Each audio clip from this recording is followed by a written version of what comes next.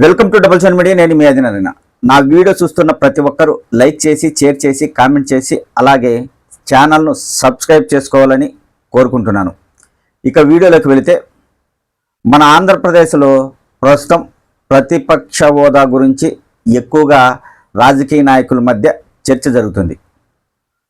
వైఎస్ఆర్ కాంగ్రెస్ పార్టీకి 2024 ఎన్నికల్లో 11 సీట్లు మాత్రమే వచ్చాయి కాబట్టి ఆ పార్టీకి ప్రతిపక్ష హోదా ఇవ్వడం కుదరదు అనేది కూటమి ప్రభుత్వం చెప్తుంది. ప్రతిపక్ష హోదా కావాలంటే ఖచ్చితంగా ఆ పార్టీకి 18 సీట్లు రావాలి రాజ్యాంగం ప్రకారం అనేది కూటమి ప్రభుత్వం చెప్తుంది. అయితే జగన్మోహన్ రెడ్డి మాత్రం మాకు ప్రతిపక్ష హోదా ఇవ్వాలి అని కోరుతున్నాడు. కూటమి ప్రభుత్వం అధికారంలోకి వచ్చినప్పటి నుంచి ప్రతిపక్ష హోదాపై జగన్మోహన్ రెడ్డి అడుగుతూనే ఉన్నాడు. కూటమి ప్రభుత్వం మీకు ఇవ్వడం కుదరదు, ప్రజలే మీకు ప్రతిపక్ష హోదా ఇవ్వలేదు, మేము ఎలా ఇవ్వాలి అని కూటమి నాయకులు చెప్తున్నారు. అయితే అవసరాన్ని బట్టి రాజకీయ నాయకులు రాజ్యాంగం వాటి విలువల గురించి మాట్లాడుతూ ఉంటారు. రాజకీయ నాయకులు వారి అవసరాన్ని బట్టి రాజ్యాంగం గురించి, విలువల గురించి, ఇంకొకటి ఇలా చాలా మాట్లాడుతూ ఉంటారు. అయితే జగన్మోహన్ రెడ్డి మీడియా సమావేశం నిర్వహించి ఆయన కొన్ని వ్యాఖ్యలు చేయడం జరిగింది. ఢిల్లీలో బీజేపీకి 3 సీట్లు వచ్చినా ఆ పార్టీకి ఢిల్లీ ప్రభుత్వం అప్పట్లో ప్రతిపక్ష హోదా ఇచ్చింది. మన ఆంధ్రప్రదేశ్లో జనసేన, బీజేపీ, తెలుగుదేశం పార్టీ 3 పార్టీలు కలిసి కూటమి ప్రభుత్వంగా ఏర్పడ్డాయి.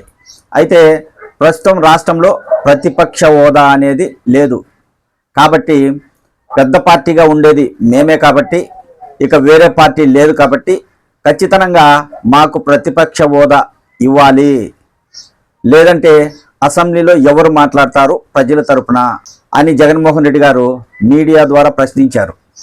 మన ఆంధ్రప్రదేశ్లో ముఖ్యమైన పార్టీలు 4 ఉంటే 3 పార్టీలు ఒకటై ప్రభుత్వాన్ని ఏర్పాటు చేశాయి. అయితే ఇక ఉన్నది ఒకే పార్టీ, వైఎస్ఆర్ కాంగ్రెస్ పార్టీ. ఆ పార్టీకి ప్రతిపక్ష హోదా ఇస్తే అసెంబ్లీలో వారికి మాట్లాడే అవకాశం ఉంటుంది. అంటే ఎక్కువసేపు, ప్రతిపక్ష హోదా లేకుంటే ఎక్కువ సమయం మాట్లాడే అవకాశం అసెంబ్లీలో ఇవ్వరు అనేది జగన్మోహన్ రెడ్డి గారు చెప్తున్నది.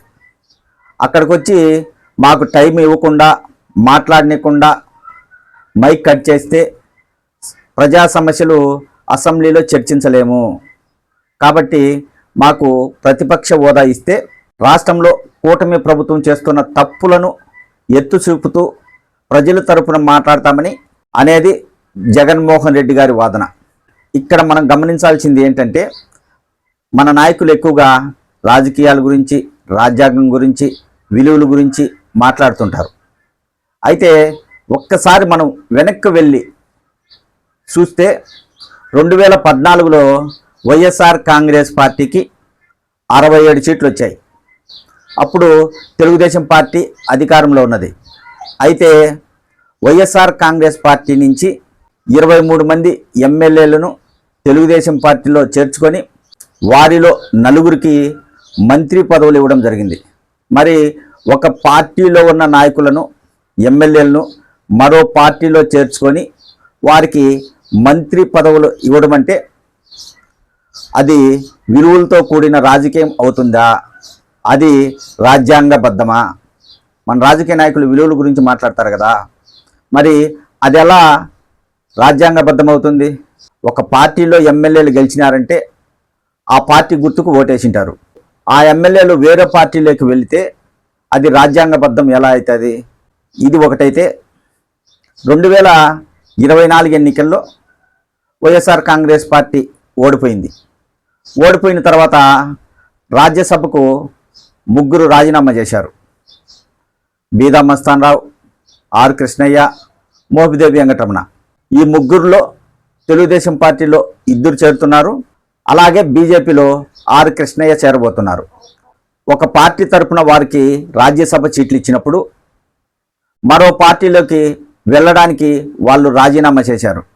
అయితే ఇక్కడ రాజకీయ విలువలు ఎక్కడున్నాయి? గతంలో 23 మంది ఎమ్మెల్యేలు తీసుకున్నప్పుడు నలుగురికి మంత్రి పదవులు ఇచ్చారు. మరి ఇక్కడ రాజ్యాంగ విలువలు ఎక్కడున్నాయి? రాజకీయ నాయకులకు అవసరాన్ని బట్టి రాజకీయ విలువలు, రాజ్యాంగం గురించి మాట్లాడడం అనేది ఒక పరిపాటిగా మారింది. అవసరాన్ని బట్టి, అక్కడున్న సిచ్యువేషన్ను బట్టి ఏదో మాట్లాడుతున్నాం, ప్రజలు వింటారు అనే ఆలోచనలో రాజకీయ నాయకులు మాట్లాడుతూ ఉంటారు.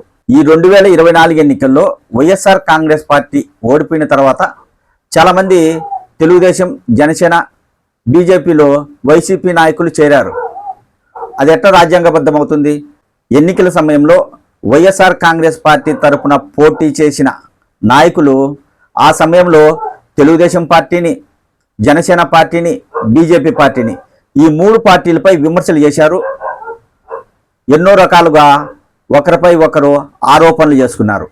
మరి ఎన్నికలు అయిపోయిన తర్వాత ఒక పార్టీ ఓడిపోతే ఆ పార్టీ నుంచి మళ్ళీ వేరే పార్టీలోకి నాయకులు వెళ్ళడం, ఇది రాజకీయ విలువలకు తగిందా?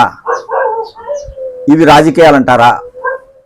ఇక్కడ మధ్యలో పిచ్చోళ్ళు అయ్యేది ఎవరు? ప్రజలు. ఒక పార్టీలో ఉన్న నాయకునికి, ఆ పార్టీని చూసి, ఆ నాయకుడిని చూసి ఓట్లేస్తారు. తర్వాత ఆ పార్టీ అధికారంలోకి వస్తే నాయకులు అక్కడ ఉంటున్నారు, లేదా వేరే పార్టీలకి జంప్ అవుతున్నారు.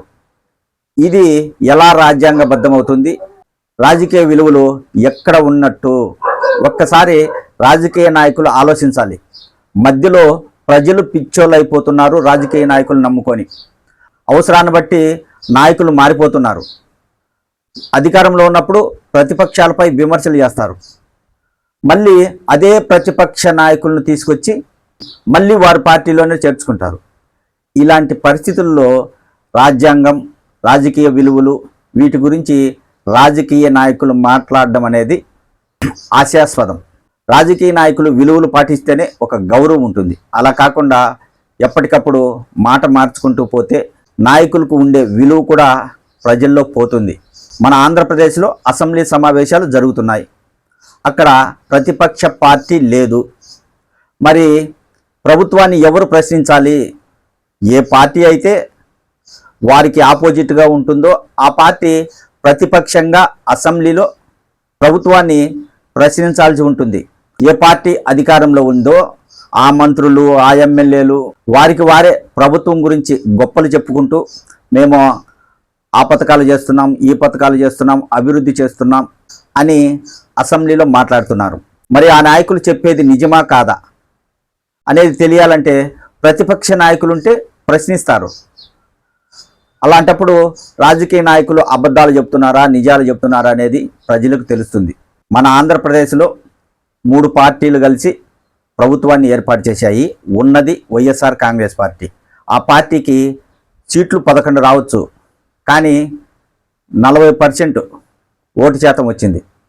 ఇదైనా గుర్తించి వైఎస్ఆర్ కాంగ్రెస్ పార్టీకి కూటమి ప్రభుత్వం ప్రతిపక్ష హోదా ఇవ్వాల్సిన అవసరం ఉంది కదా అని కొంతమంది వ్యాఖ్యానిస్తున్నారు. ఈ వీడియో మొత్తం మనం చూస్తే నాయకులు రాజకీయ విలువలు ఎక్కడ పాటిస్తున్నారో ఒక్కసారి మీరే మీ కామెంట్ రూపంలో తెలపండి.